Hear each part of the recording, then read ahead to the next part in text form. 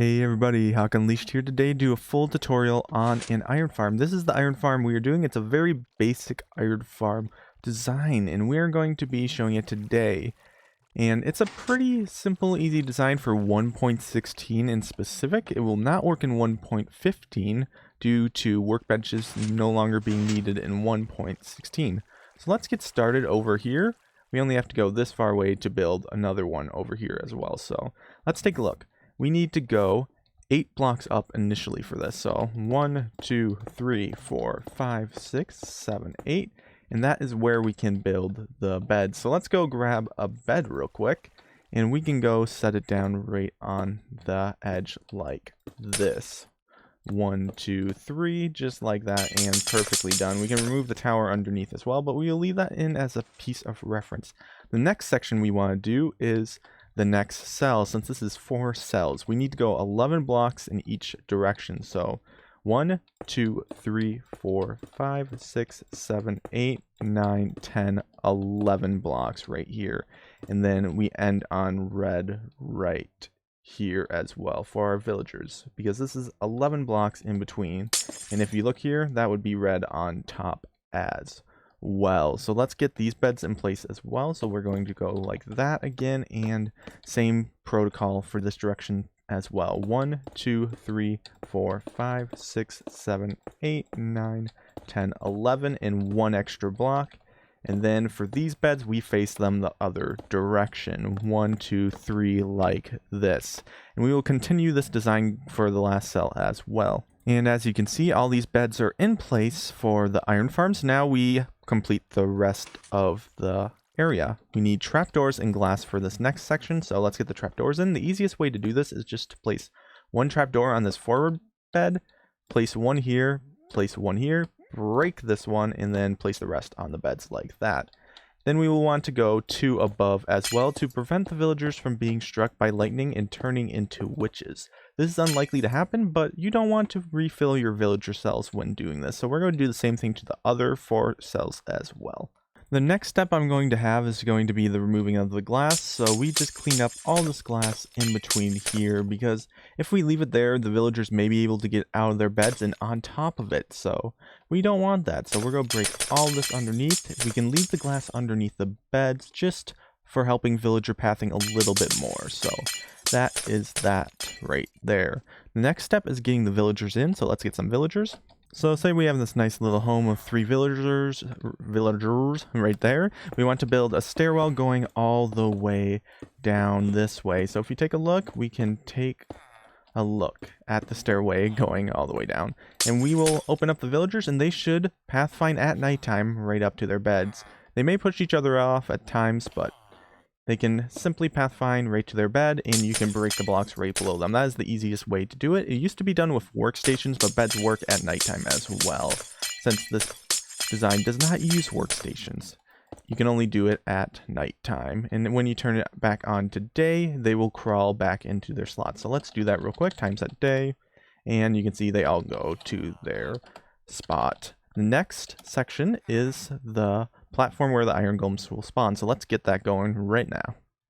So you will need a solid block, water, some fence gates, and glass. So let's start building this right off the bat. If we take a look over this, it's 11 by 11 area, right built off of the beds themselves. So let's take a look right here. We got one bed right here. We go 2 down for the glass, 1, 2, and then place this solid layer 1 more. So that is 2 blocks down, and that should be even with that layer over there as we look. It's 3 down from the beds, 2 down from this initial placement right here. So let's just make that completely marked out like that. 1, 2, 3. And from this, we will build the 11 by 11 platform. So 1, 2, 3, 4, 5, 6, 7, 8, 9, 10, 11. And that should be lined up here. Perfect. 1, 2, 3, 4, 5, 6, 7, 8, 9, 10, 11. Perfect, right there lined up as well. And we'll just have to fill up this area real quick. Now with that platform completed, we're going to run glass all along the outside of this area. But that's not where we ended right there. We actually need to prevent villagers from falling onto this platform, because after they sleep, they have a tendency to jump off anywhere they would like that they can. So these villagers in specific would jump off to the side here, or on occasion, very rarely, here. So we replace these 2 glass blocks right here with trapdoors to hold water. You could use signs as well, but I use trapdoors because if this corner block gets broken, then you lose your signs. So trapdoors are honestly the more reliable of the two if you want to break the corner block as well. It's not needed to be broken, but it does look a little bit nicer, and you don't really need it there, and you can recollect the resources. So that is how it looks overall, with this corner getting the same treatment as well. So we place the water in all 4 corners as well. So let's just go get those in right there. 1, 2, 3, 4. And if we did this correctly, we can see it lines up to create this hole right here. And this hole is broken just like this. So we're going to make the area, the funnel where the golems go down, and all the golems should be able to fit into this area. Well, you'll have a maximum of 4 at a time, and they all should fall down. So let's get that working on. And for this next section, you want to carve out the area where these are going down. So we can see this little area I just cut out right now, and we need to go down 12 in total, roughly. So 1, 2, 3, 4, 5, 6, 7, 8, 9, 10, 11, 12 right there. And so this will be the floor right here with the first sign placed up here. We're going to continue all these down real quick to completely fill it so the golems don't escape when they fall.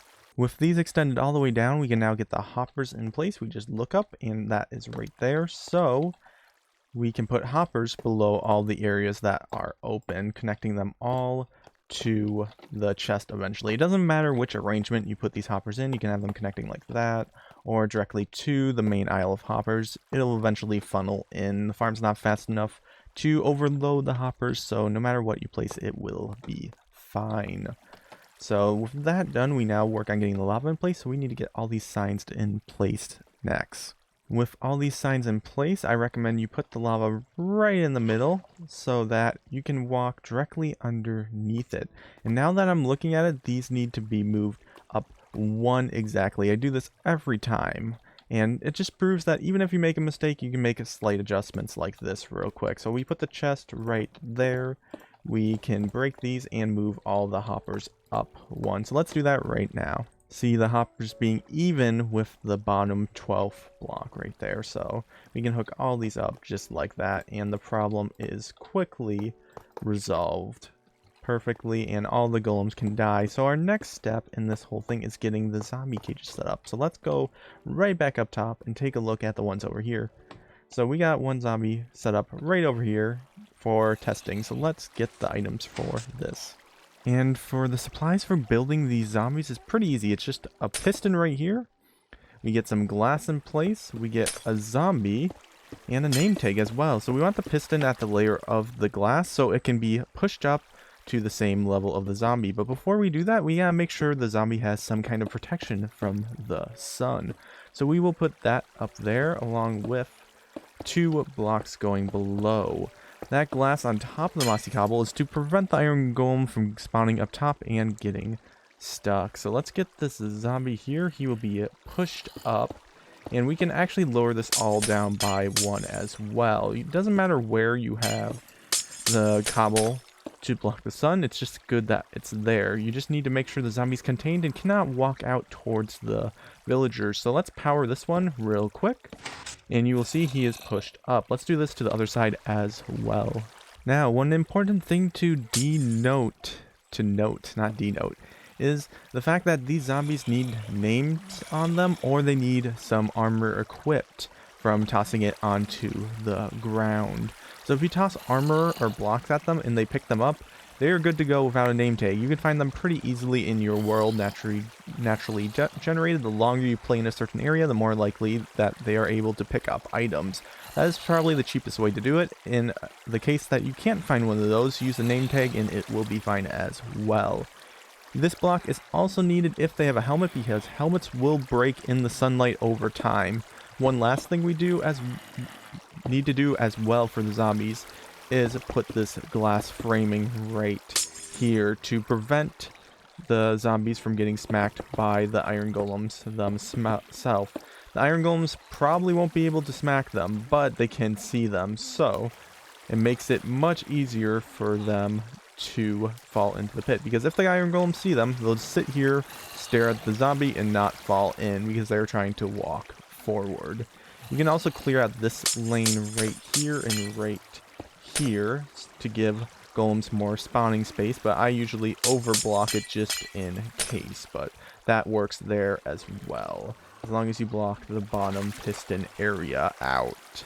So let's move on to the last part of this, which is the redstone. There are two ways to do the redstone, as seen as over here. There's the cheaper repeater clock, and then there's the hopper clock. I prefer the hopper clock. It's more consistent and reliable, but the repeater clock will work to a degree. But we're going to be showing off the hopper clock. If you want to take a look at the repeater clock, here's a quick look. It's just a simple repeater clock with an extended pulse. It's not just quickly put a torch down and release it. It has a 4 to 5 repeater long pulse to make sure the pistons go down for a decent amount of time. But let's get the supplies for this and get building. So we're going to actually select anywhere underneath to build this clock, particularly giving some space for the redstone to move. So we're going to build it out a little bit with the redstone block facing inwards. Then we place hoppers facing into each other next to the redstone block to prevent items from moving. You can put 23 items into the hopper that the redstone block is connected to, and then put a comparator on this side. This comparator will then lead into 2 blocks with redstone on top. So let's do the same thing on this side. We got the repeater with 2 blocks right here, and as soon as we place this last redstone down, the clock should begin right there. It's pushed over and items will start moving over into this hopper, which is now locked by the redstone block, which will then power this comparator, powering this piston to push it back, and it'll continue back and forth. From there, we need to grab a repeater from this side as well and lead some redstone out from whatever side we would like. So just choose a side, run some redstone out, and then build some simple torch towers like this. So we need to fly up, and you can use scaffolding to get up, torches like this, repeater running into redstone, and the same thing repeats on this side as well. Just a simple torch tower like this, and then a repeater running into it as well with redstone attached. So there we go right there, and you can see that's almost done. We just need to populate the other cell with villagers. So let's grab some villagers over here and put them into their designated cells. So we're going to do that. As you can see, with all the villagers in, we can see they're all sleeping, and as the zombies get pushed up, they are scared to the top. This aggro will cause, quote unquote aggro, will cause golems to be able to spawn and drop into the pit. 1 to 4 every time. Usually it's more of 4 because they're on a global synced clock. So we're going to take a look when next batch spawns in just a second. And here goes another golem going down right here into here. And you can see we already got a little bit of iron from this farm. About 40, not too bad. But if we give them a full daylight cycle, all the villager cells will be producing. So let's set the time to day, and that's one important aspect to remember. The villagers need to sleep over a night to be able to get there. Not the whole night, but just to sleep overnight. So just make sure you're remembering that when building. Make sure there's no random blocks sticking up like here or there for the iron golems to get stuck on or above. And that will be roughly all you need for your first iron golem farm. It's a very simplistic design, not too complex. Make sure if you have any questions to ask down in the comments down below. If you don't got any, then I hope you enjoyed this video, and I hope to see you more in the future. I plan on making some more full tutorials, but I'm not 100% certain yet. So if you guys liked the comment, like it, thumbs up, all that. And if you have any farms you want me to make in the future, leave it down in the comments down below. And I will see you all later. Peace.